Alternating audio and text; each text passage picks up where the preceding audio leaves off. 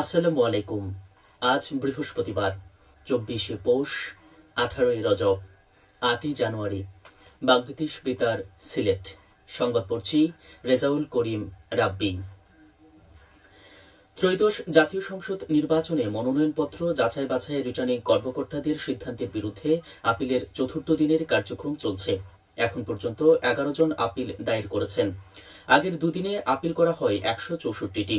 Appeal আবেদন গ্রহণ চলবে আগামী 9 জানুয়ারি পর্যন্ত।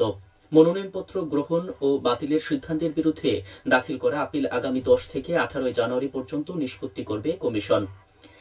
এছাড়া নির্বাচন কঠোরভাবে আচরণবিধি প্রতিপালন ও অনিয়ম রোধে মাঠ পর্যায়ে ভিজিলেন্স ও অবজারভেশন টিম, নির্বাচন মনিটরিং টিম এবং আইনশৃঙ্খলা রক্ষাকারী সেল গঠনের নির্দেশ দিয়েছে নির্বাচন কমিশন। ভোটাররা যাতে নির্বিঘ্নে কেন্দ্রে গিয়ে ভোট দিয়ে নিরাপদে বাড়ি ফিরতে পারেন তা নিশ্চিত করতে রিটার্নিং অফিসাররা ইতিমধ্যেই কাজ শুরু করেছেন। সে পরিবেশ নিশ্চিত করতেই এই পরিপত্র জারি করা হয়েছে। পরিপত্রে বলা হয়েছে, নির্বাচন পূর্ব অনিয়ম রোধে বিভিন্ন কমিটি গঠন ও তাদের কার্যপরিধি নির্ধারণ করছে নির্বাচন কমিশন। আইন, বিধিমালা ও প্রচলিত পদ্ধতি অনুসরণ করে এসব কমিটি দায়িত্ব পালন করবে যাতে নির্বাচন অবাধ, সুষ্ঠু, নিরপেক্ষ ও গ্রহণযোগ্য হয়। ত্রয়োদশ জাতীয় সংসদ নির্বাচনে প্রতীক বরাদ্দ দেওয়া হবে আগামী 21শে জানুয়ারি। এরপরই শুরু হবে আনুষ্ঠানিক প্রচারণা। বাংলাদেশ জাতীয়তাবাদী দল আনুষ্ঠানিক প্রচারণা শুরু করবে সিলেট থেকে। আগামী 22শে জানুয়ারি বিএনপির ভারপ্রাপ্ত চেয়ারম্যান জনাব তারেক রহমান সিলেট সফরে আসবেন। ওই দিন তিনি হজরত শাহজালাল ও হজরত শাহপরান রহমতুল্লাহ আলাইহির মাজার জিয়ারত করবেন এবং পরে নগরীর আলিয়া মাদ্রাসা মাঠে জনসভায় প্রধান অতিথির বক্তব্য রাখবেন। মানব পাচার প্রতিরোধ ও দমন আইন 2020 সময়োপযোগী করে নতুন অধ্যাদেশ জারি করা হয়েছে। আইন মন্ত্রণালয়ের পাবলিক রিলেশন অফিসার গতকাল এই কথা জানান। অধ্যাদেশটি জনসাধারণের জ্ঞাতার্থে গেজেট আকারে প্রকাশ করা হয়েছে। গেজেটে বলা হয়, মানব পাচার ও অভিবাসী চোরাচালান প্রতিরোধ, ভুক্তভোগীদের সুরক্ষা এবং নিরাপদ অভিবাসন নিশ্চিত করতে এই নতুন বিধান করা হয়েছে। সংঘবদ্ধভাবে এই মানব পাচার সংক্রান্ত অপরাধ দমনে জাতিসংঘের কনভেনশন ও আন্তর্জাতিক আইনের সঙ্গে মিল রেখে এই নতুন অধ্যাদেশ প্রণয়ন করেছে সরকার। এই অধ্যাদেশটি মানব পাচার ও অভিবাসী চোরাচালান প্রতিরোধ ও দমন অধ্যাদেশ 2026 নামে অভিহিত হবে। জাতীয় সংসদ নির্বাচন ও গণভোট উপলক্ষে সাংবাদিকদের নিয়ে সেমিনার অনুষ্ঠিত হয়েছে গতকাল মৌলভীবাজার জেলা জাতীয় মহিলা সংস্থার হলরুমে। এতে প্রধান অতিথি ছিলেন জেলা প্রশাসক মোহাম্মদ তৌহিদুজ্জামান পাভেল। তিনি বলেন, ত্রয়োদশ জাতীয় সংসদ নির্বাচন ও গণভোট সম্পর্কে জনগণকে সচেতন ও আগ্রহী করতে সাংবাদিকদের ভূমিকা অপরিসীম। নিরপেক্ষভাবে সাধারণ ভোটাররা নিকট বার্তা পৌঁছে দিতে সাংবাদিকদের লেখনী একটি শক্তিশালী মাধ্যম। তিনি নির্বাচন বিষয়ে সাংবাদিকদের সহযোগিতা কামনা করেন। সেমিনারে জেলায় কর্মরত বিভিন্ন গণমাধ্যমে 36 জন সাংবাদিক অংশ নেন। আঞ্চলিক তথ্য অফিস সিলেটের সহযোগিতায় ও জেলা তথ্য অধিদপ্তর এর আয়োজন করে।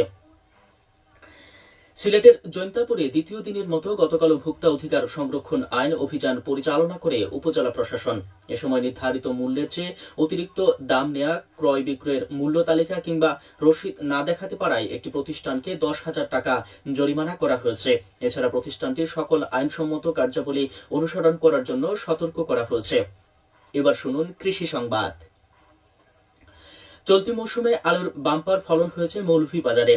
7টি উপজেলা ও 5টি পৌরসভায় 5,350 হেক্টর জমিতে আলু চাষের লক্ষ্যমাত্রা নির্ধারণ করা হয়েছিল। এর মধ্যে উচ্চ ফলনশীল 4,200 এবং স্থানীয় জাতের 1,150 হেক্টর। কৃষকরা আগ্রহী হয়ে লক্ষ্যমাত্রার চেয়ে 1,785 হেক্টর বেশি জমিতে আলু চাষ করেছেন। এই পরিমাণে জমি থেকে 59,247 মেট্রিক টন আলু উৎপাদিত হবে বলে আশা করা যাচ্ছে। খেলার খবর, ক্রিকেট। সিলেট আন্তর্জাতিক ক্রিকেট স্টেডিয়ামে বিপিএল এর 12তম আসরের আজ 2টি ম্যাচ অনুষ্ঠিত হবে। দিনের প্রথম নোয়াখালী এক্সপ্রেস খেলবে রাজশাহী ওয়ারিয়র্সের বিরুদ্ধে। দিনের দ্বিতীয় খেলায় সিলেট টাইটান্স খেলবে ঢাকা ক্যাপিটালসের বিরুদ্ধে। গতকাল দিনের প্রথম খেলায় ঢাকা ক্যাপিটালস নোয়াখালী এক্সপ্রেসকে 7 উইকেটে পরাজিত করে।